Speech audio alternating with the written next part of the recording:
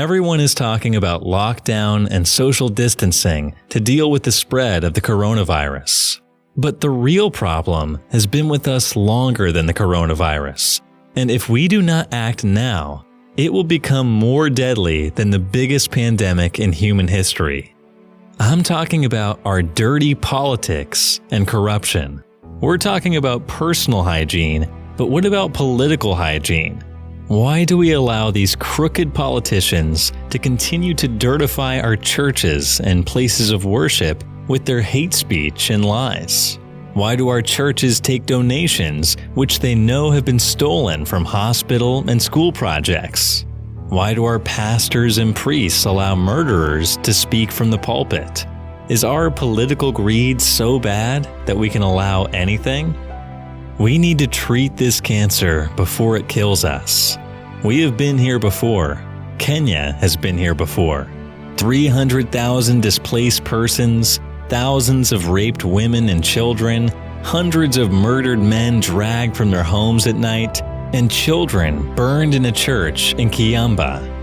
Have we forgotten, or do we refuse to remember? We know who is to blame. It's all dirty politics, the politics of hate, the politicians of incitement and armed youths. The politicians who stir us to hate one another, then cut deals while the country burns.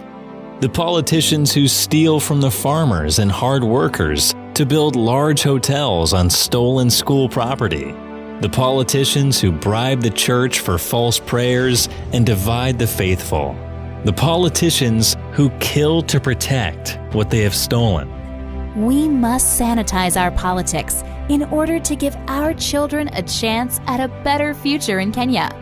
Isolate yourself from the politics of hate. See every Kenyan as your brother and sister. We are not enemies. We are suffering from the same problem, which is politics of hate and corruption. We must sanitize Kenya of the crooked politicians involved in scandal and sagas. The ones who looted the NHIF, the Cancer Medical Center, the National Youth Fund, the Railway Cooperation, and everything else. The arrogant leaders who say we are beneath them, who steal from widows, live above accountability, who loot public road funds, and fly everywhere at your expense. The ones who shoot you and kill you and bribe their way out of court. We must begin to practice good hygiene, personal hygiene, and political hygiene. Keep your hands clean of germs and clean of blood. Keep your thoughts clean.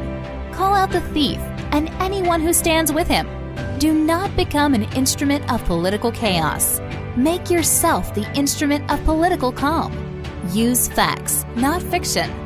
We can reclaim Kenya from the politics of hate, but we must first reclaim ourselves from the lies of the conmen and thieves. We can do it, but we must do it now.